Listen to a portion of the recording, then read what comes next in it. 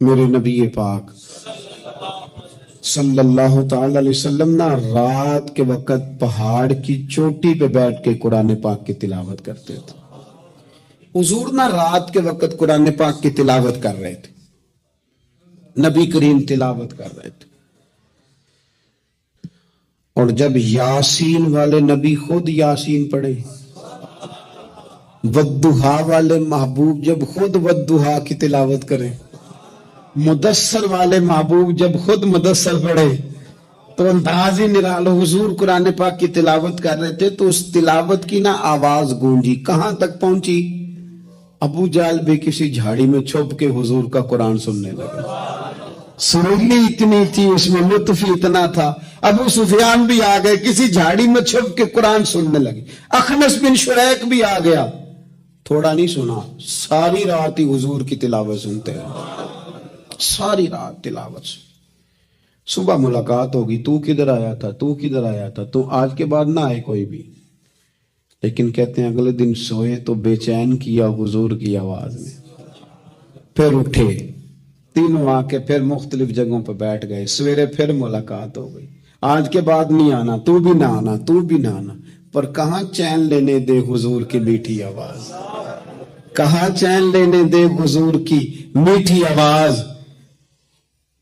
تینوں پھر اٹھ گئے. کئی دن آتے رہے. ایک دن طے ہوا کہ آج کے بعد بالکل نہیں آنا، جو آئے گا سزا ملے گی. ہو گئی بات طے. اخنس بن شریک کہتے ہیں میں سویرے ابو جہل کے گھر گیا. میں نے کہا سن، ایک دن نہیں کئی راتیں تو نے بھی سنا، میں نے بھی سنا. دل پہ ہاتھ رکھ کے بتا، وہ جو پڑھتے ہیں وہ حق سچ ہے کہ نہیں؟ کھری بات کر. سنا تو نے بھی، سنا میں نے بھی، ساری رات سنا. بتا بات سچی ہے کہ نہیں؟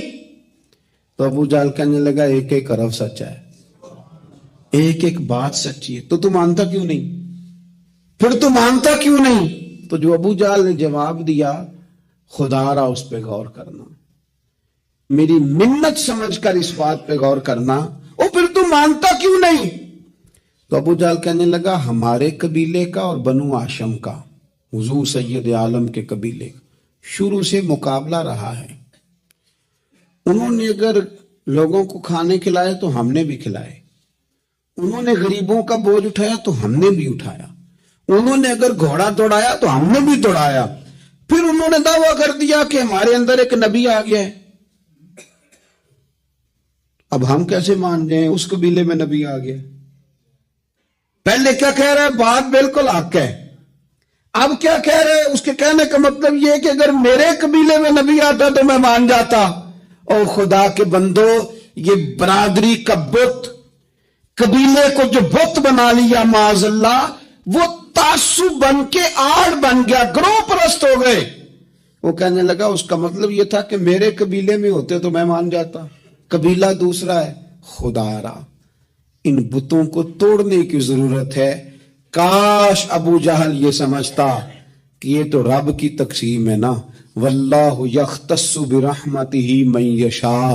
وہ کہتا ہے میں جس کو چاہتا ہوں اپنے فضل سے اپنا خاص بنا لیا کرتا. لیکن یہ گروہی تعصبات، قرآن مجید آپ دیکھیں نا تو یہودیوں کے بارے میں اللہ فرماتے ہیں چونکہ تورات میں بھی حضور کی شانیں، زبور میں بھی حضور کی شانیں، انجیل میں بھی حضور کی شانیں، ہر جگہ اللہ نے اپنے حبیب کے تذکرے کیے. رب کریم فرماتا ہے محبوب یہ جو یہودی ہیں نا، یعرفونہ کما یعرفون ابناءہم. قرآن مجید کے الفاظ پہ غور کیجئے. کہا محبوب یہ آپ کو اس طرح جانتے ہیں، اس طرح پہچانتے ہیں جس طرح کوئی اپنے بیٹے کو پہچانتا ہے. جڑواں بچے ہوں نا، جڑواں شکلیں بھی ایک جیسی ہوں تو اور کوئی پہچانے نہ پہچانے، باپ اور ماں پہچانتے ہیں کہ یہ فلانا ہے، اور یہ ان کو پتہ چلتا ہے. کہا محبوب جس طرح یہ اپنے بچوں کو پہچانتے ہیں نا، اس طرح آپ کو جانتے ہیں. لیکن وہ کہتے پتہ کیا تھے؟ وہ کہتے تھے کہ ہم وہ والی وحی مانیں گے جو ہم پہ آئی ہے، جو بنی اسرائیل کے نبی آئے ان کو مانیں گے. یہ چونکہ حضرت اسماعیل علیہ السلام کی اولاد میں سے ہے رسول رحمت صلی اللہ علیہ وسلم، لہٰذا نہیں مانیں گے. وہ جو گروہی تعصب تھا نا، قبیلے کا تعصب گروہی، وہ لے ڈوبا. وہ تورات پڑھ کے بھی انجیل پڑھ کے بھی، بلکہ وہ لوگوں کو کہا کرتے تھے رسول آنے والے ہیں، رسول آنے والے ہیں، رسول آنے والے ہیں، لیکن حضور آ گئے حضرت ابراہیم کی اولاد میں سے، حضرت اسماعیل کی اولاد میں سے۔ انہوں نے کہا جی وہ تو ہمارے قبیلے میں ہوتے تو ہم مانتے۔ میں نے بھی غور کرنا ہے، آپ نے بھی غور کرنا ہے۔ یہ سوچیں تو یہودیوں کی ہیں کہ فلانا میرے قبیلے سے ہو تو پھر مانتا ہوں، فلانا فلانی جگہ ہو تو۔ یہ تو سوچ ہماری نہیں، ہمارے اندر کیسے آ گئی؟ ہم نے کس دبدبے سے اپنے بچوں کو یہ بات سکھائی کہ تو فلانے چودھری کا بیٹا اور فلانے کمی کے بیٹے سے تو کھیل رہا ہے؟ یہ سوچ پیدا کیسے ہوئی؟ کون تھا جو یہ سوچیں لایا؟ کہاں سے یہ پنپی، کہاں آ کے پروان چڑھی؟ اس بنیاد پر لوگوں نے الیکشن لڑے کہ یہ پنجابی ہے، یہ سندھی ہے، یہ بلوچی ہے، یہ فلانا ہے۔ اس بنیاد پر لوگوں کو تقسیم کیا، اور لوگ اتنے مائل ہوئے کہ ان بنیادوں پر ووٹ دینے لگے، ان نعروں کے قائل ہو گئے، ان سطحی بنیادوں پر آ کے انہوں نے کام کیا۔ دیکھیں میں کہہ چکا ہوں کہ ہر قوم کے رسم و رواج سے اختلاف نہیں، لیکن وہ قوم تعصب کا شکار اور اپنے علاوہ کسی کو جانے ہی نہ۔ نبی پاک صلی اللہ علیہ وسلم نے فرمایا اپنے قبیلے کا دفاع کرو، پر ناجائز بات پر ان کی سپورٹ نہ کرو، غلط بات پر ان کی سپورٹ نہ کرو۔ غلط بات ضروری نہیں کہ ساری باتیں ہماری اماں ہی ٹھیک کرتی ہو، کوئی بات ہماری بھابھی بھی ٹھیک کرتی ہے۔ ادب سے کہیں، پیار سے کہیں، سوکیانہ جملہ نہ بولیں، پر کبھی اماں سے بھی کہیں، ابا جی سے بھی کہیں، یہ بھی کسی کی بیٹی ہے۔ آپ کیوں تعصب کا شکار ہیں؟ ادب سے کہیں کہ یہاں اس کی بات ٹھیک ہے، تیری ٹھیک نہیں۔ خامد بھی کسی وقت اپنی بیوی کو کہے کہ تو ساس بن گیا، تو اس کا مطلب کیا ہے؟ جو بات درست ہے وہ درست ہے۔ آپ حق کے ساتھ کھڑا ہونا شروع ہو جائیں، حق کی فتح انسانیت کی فتح ہوتی ہے۔ ہمیں ایک سبق پڑھا دیا گیا ہے کہ بندہ برا ہے پر ہماری برادری کا تو ہے نا، فلانا برا ہے پر ہماری جماعت کا تو ہے نا، فلانا برا ہے پر وہ ہمارے صوبے کا تو ہے نا، ہماری بولی تو بولتا ہے نا۔ صوبائی، علاقائی، زبان کی تقسیم، پھر مقامی اور مہاجر کی تقسیم، پھر تقسیم در تقسیم، اور یہ کام بہت سارے لوگوں نے سر انجام دیا۔ اللہ تعالیٰ معاف کرے، بعض مذہبی لوگ بھی، وہ بھی گروہ بندی کا سبق پڑھاتے ہیں۔ اہل حق میں سے بھی ڈھیر سارے لوگ ہیں جو کہتے ہیں صرف میں، یہ کام نہ کریں۔ اسلام اور مسلمان جب کلمہ پڑھ لیتا ہے تو اس کے ذہن پر برادری کی، قبیلے کی، رنگ کی، نسل کی چھاپ نہیں ہوتی، اس کے ذہن پر یہ چھاپ ہوتی ہے کہ میں اللہ رسول کا ماننے والا ہوں۔ اپنی سوچیں جب تک مسلمان نہیں ہوتی، سوچیں جب تک مسلمان نہیں ہوتی۔ اقبال کہتے ہیں خیرت نے کہہ بھی دیا لا الہ الا اللہ تو کیا حاصل، دل و نگاہ اگر مسلمان نہیں، دل و نگاہ اگر، دل و نگاہ، دل اور آنکھ، دل و نگاہ اگر مسلمان نہیں تو پھر کچھ بھی نہیں۔ دل سے پوچھ وہ مومن ہے کہ نہیں، تیری پیشانی تو اللہ کی بارگاہ میں جھکتی ہے، تیرا وجود تو جھکتا ہے، دل سے پوچھ اس کا کیا حال ہے۔ یہ تعصبات ان کو پھیلایا جاتا ہے، اس پر محنت کی جاتی ہے۔ ہم کیوں پرست ہوتے جا رہے ہیں معاذ اللہ حق پرست ہونے کی بجائے؟ ہمیں گروہ میں نہیں بٹنا، ہمیں حق دیکھنا ہے کدھر ہے، حق کا سفر کرنا ہے۔ قرآن مجید سورۃ المائدہ آیت نمبر 8 اللہ کریم نے فرمایا یا ایھا الذین آمنوا کونوا قوامین للہ شہداء بالقسط، اے ایمان والو اللہ کے حکم پر خوب قائم ہو جاؤ اور انصاف کے ساتھ گواہی دو۔ اللہ کے لیے قائم ہو جاؤ، کھڑے ہو جاؤ، انصاف کے ساتھ گواہی دو۔ قرآن مجید کا انداز دیکھیے گا، سمجھانے کا فرمایا وَلَا يَجْرِمَنَّكُمْ شَنَآنُ قَوْمٍ عَلَىٰ أَلَّا تَعْدِلُوا، کسی قوم کی دشمنی تمہیں وہاں نہ لے آئے کہ تم انصاف چھوڑ دو۔ دشمنی اختلاف اپنی جگہ پہ اور انصاف اپنی جگہ پہ، سامنے دشمن بھی ہو تو کرنا تم نے انصاف ہی ہے۔ جب ترازو پکڑنا ہے تو تولنا تم نے. یہ میرے رب کا ارشاد ہے, یہ قرآن پاک ہے. کسی قوم کی دشمنی تمہیں انصاف سے نہ روک دے. اعدلوا, عدل کرو. واقربوا للتقوی, یہ پرہیزگاری کے زیادہ قریب ہے. نماز, روزہ, حج, زکوٰۃ یہ تو عبادت ہے, لیکن پرہیزگاری کیا ہے کہ تم عدل کرو, انصاف والے ہو جاؤ, ترازو صحیح کرو. واتقوا اللہ, اللہ سے ڈرو. ان اللہ خبیر بما تعملون, بے شک اللہ کو تمہارے کاموں کی خبر ہے. اللہ کو پتہ ہے, کسی کو پتہ نہ بھی ہو تو اللہ کو پتہ ہے کہ تم فیصلے اپنی جماعت دیکھ کے, گروپ دیکھ کے کرتے. ہمیں نہ پوری طرح قائل کیا گیا, نہیں ہم نے دیکھنا ہوتا کہ سچ کدھر ہے, نہیں ہم نے غور کرنا ہوتا کہ حقیقت کیا ہے. بس یہ کہ بات میری برادری کی ہے, بات میرے قبیلے کی ہے. یہ ہمارے دیہاتوں میں یہ ہوتا تھا کہ وہ جو لڑائی ہوگی, نکلو جی نکلو. نکل گئے, ڈنڈے اٹھا لیے, پکڑ لا اسلحہ, پہنچ گئے, لڑنا شروع کر دیا. جا کے پوچھا بھی نہیں کہ بھئی ہمارے لڑکے کی غلطی ہے کہ سامنے والے کی غلطی ہے. وہ جی ہم نے نا غلطی کسی کی بھی ہو, ہم نے تو سپورٹ کرنی ہے, وہ ہمارا لڑکا لڑ پڑا ہے. بھئی آپ پہلے پوچھیں, آپ پہلے اس پر غور کریں حق کدھر ہے. اس عصبیت سے بچیں. نبی پاک صلی اللہ علیہ وسلم نے فرمایا جس نے کسی کو کسی گروہ کے نام پہ بلایا اس نے جاہلیت کے لیے بلایا ہے. وہ جاہلانہ لڑائی لڑ رہا ہے جو عصبیت پہ, گروپ پہ, برادری کے نام پر آگے نکلا ہوا. اب تو پیران عظام, مذہبی جماعتیں وہ کہتی ہیں صرف ہم ٹھیک ہیں. نہ کریں یار, آپ امت میں نئی امت تو نہ قائم کریں. ان کو رسول اللہ کا غلام بنائیں, ان کو آپ مختلف جگہوں پہ نہ تقسیم کریں. آپ اہل حق صحیح العقیدہ لوگ, خدا را اپنے ذہن کو بڑا کریں, وسعت سوچوں میں لائیں. گروہ بندی کی سوچ پیدا کرنا, سطحی سوچ پیدا کرنا.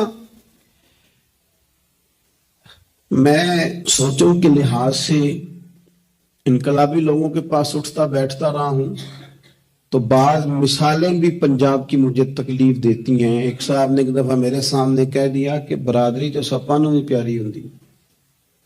میں کہتا مطلب ہے سپاں والا کام ہے کیا, مطلب سطحی سوچ آپ نے پیدا کی ہوئی. ابھی بھی یہ رٹا ہے. یہ جو گروہی تعصبات ہیں نا, یہ تو بندے کو حق سے دور لے جاتے ہیں. گروہی تعصب, گروہ کا تعصب, یہ تو حق سے دور لے جاتا ہے. میرے عزیزو, تعصبات سے اوپر اٹھ کے دیکھیں. خیر اور جگہ پہ بھی ہیں. میں نے وہ لوگ بھی دیکھے ہیں جن کو اہل بندہ نظر آیا تو انہوں نے عہدہ ہی چھوڑ دیا. ہم اپنی ذات کے چنگل میں اتنا پھنس کے رہ گئے. مجھے پوچھا جائے, مجھے گنا جائے, میری بات کی جائے, آپ کچھ نہیں کر سکیں گے, اس لیے کہ آپ ذات کی جنگ لڑ رہے ہیں. آپ جب تک نظریات کی جنگ نہیں لڑتے, یہاں سے اوپر اٹھ کر بات نہیں کرتے, آپ کوئی کام نہیں کر سکتے. سوال ہی پیدا نہیں ہوتا, اس لیے کہ سوچ ہی چھوٹی ہو گئی. گروہی تعصبات سے نکل کر جب آپ کو حق آ جائے پھر اس کو قبول کریں. پھر نہ آپ کا منصب آپ کو روکے. حضرت ابی بن کعب رضی اللہ تعالیٰ انہوں نے امیر المومنین سیدنا فاروق اعظم پہ مقدمہ کر دیا تھا. عدالت تھی, جج تھے حضرت زید بن ثابت. حضرت عمر پہنچے, حضرت زید بن ثابت اٹھ کے کھڑے ہوئے, جگہ خالی کا, امیر المومنین بیٹھ جائیے. آپ فرمانے لگے زید یہ تم نے ناانصافی کی, ہم دونوں آئے تھے مقدمہ لے کے, یا تو دونوں کے لیے جگہ بناتے, تم نے ٹھیک نہیں کیا. پھر بات ذرا آگے بڑھی.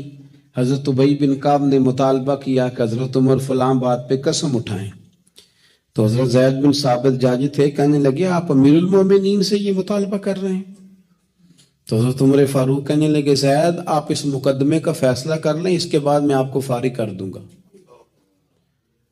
آپ مجھے امیر المومنین کہہ رہے ہیں, اور امیر المومنین کہہ کہ آپ یک طرفہ ہو رہے ہیں, اور جو آدمی انصاف لینے آپ کے دروازے پہ آیا ہوا ہے. اس ملک کا مسئلہ کیا ہے؟ اس ملک کا مسئلہ غریبی نہیں, میرے وطن کا مسئلہ یہ ہے کہ امیر غریب کے لیے قانون الگ الگ ہے. یہاں 11 سال 12 سال ایک شخص جیل میں رہ کے آتا ہے، لیکن بعد میں پتہ چلتا ہے وہ تو بے گناہ تھا. اس کے 11 سال کون واپس کرے گا؟ اس کے 20 سال زندگی کے جو سلاخوں کے پیچھے کٹ گئے کون واپس کرے گا؟ اور امیر آدمی وہ تو قبل از گرفتاری ضمانت کرا دیتا ہے. ان کے پاس تو بڑے بڑے ایشو ہیں، بڑے بڑے وکیل ہیں، بڑے بڑے ڈاکٹروں کی ان کے پاس رپورٹیں ہیں، وہ تو سارا کچھ کر سکتے ہیں، کوئی ہے ہی نہیں ان کو روکنے والا. میرے عزیزوں، آپ سمجھے میری بات کو. حضرت عمر فاروق فرمانے لگے یہ فیصلہ کر لیں، اس لیے کہ حضرت عمر اگر صرف اپنا سوچتے تو نظریہ نہیں بچتا تھا. جناب عمر رضی اللہ تعالیٰ عنہ نے نا صرف اپنا نہیں سوچا، انہوں نے کہا کہ سچ کو فروغ دیا جائے، ذات سے نکلا جائے. آپ فرمانے لگے تو نہ عمر کو کسی اونچی اڑان میں مبتلا نہ کر. عمر کو پتا ہے عمر کیا ہے، اسے وہ دور یاد ہے جب وہ اونٹ چرایا کرتا تھا. لہذا میرے لیے وہی فیصلہ کر جو فیصلہ کرنے کا طریقہ قرآن و سنت نے ہمیں عطا فرمایا ہے. آپ نکلیں ذرا ذات پات کے چنگل سے. یہ جو بت پال لیے نا، اقبال کہتے ہیں اگرچہ بت ہے جماعت کی آستینوں میں، جماعتوں کے بت تو نہ بناؤ، تنظیموں کو بت تو نہ بناؤ، آپ برادری کو بت تو نہ بناؤ، آپ رنگ نسل کو بت تو نہ بناؤ. اگرچہ بت ہیں جماعت کی آستینوں میں، پر مجھے ہے حکم اذاں لا الہ الا اللہ. یہ ٹوٹ جائیں گے لا الہ الا اللہ کی ضرب سے. وسیع الظرف، وسیع المزاج بنے، وسیع المشرب بنے. آپ کبھی بھی سوچوں کو اتنا محدود نہ کریں کہ آپ کسی ایک ابہام کا شکار ہو کے ہی ساری زندگی گزار دیں. کیا مسئلہ تھا عرب کے لوگوں کو؟ مسئلہ کیا تھا؟ صرف اتنا، سچ کی فتح ملتوں کی فتح ہوتی ہے، ملتوں کی. سچ جب کامیاب ہوتا ہے تو اس کی چھتری میں لوگ سکون پاتے ہیں. جب حق غالب آتا ہے، انصاف عام ہوتا ہے تو ہر آدمی کو سکون ملتا ہے. اس کے سائے میں سب لوگ اپنے دلوں کو ٹھنڈا محسوس کرتے ہیں. ہماری وہ ذاتیات اور گروہ بندی کا جو مزاج ہے وہ ملی سطح کا نقصان کرتا ہے. میں اکثر یہ بات کہتا رہتا ہوں، پھر کہتا ہوں، ہم اپنی ذات کا معاملہ دیکھتے ہیں. ذات کا کوئی استاد کسی مدرسے میں، کسی اسکول میں، کسی کالج میں پڑھاتا ہے تو وہ یہ نہیں دیکھتا کہ کتنی مشکل سے یہ بلڈنگ بنائی گئی، کہاں سے وہ پیسے آتے ہیں جن کے ساتھ یہ سارے اخراجات چلتے ہیں. میں نے دیکھا ہے گروہ بندی کی جاتی ہے، بچوں کو اپنے ساتھ سیٹ کیا جاتا ہے. اتنا برا حال ہوتا ہے کہ ایک استاد گیا تو بچے بھی لے گیا ساتھ ہی، کیونکہ اس کے ساتھ سیٹ تھے. اس نے یہ نہیں دیکھا کہ ان کا تو مستقبل تباہ ہو جائے. میں تو ایک سبق پڑھاتا ہوں تو ان کے تو باقی 6 استاد وہیں پہ ہیں. یہی حال ہم اداروں میں کرتے ہیں جہاں کام کر رہے ہوتے ہیں. ہم اپنے حساب سے لوگوں کو اپنے پیچھے لگانے کے چکر میں ملی اور قومی سطح کے جرم کرتے ہیں. قومی سطح کے، اس کا نقصان نہ مدرسے کا ہوا، نہ اس استاد کا ہوا، ان بچوں کا نقصان، اسکول کالج ادارے مدرسے میں پڑھنے والوں کا نقصان، کیونکہ ہم گروہ بندیوں کے قائل ہیں.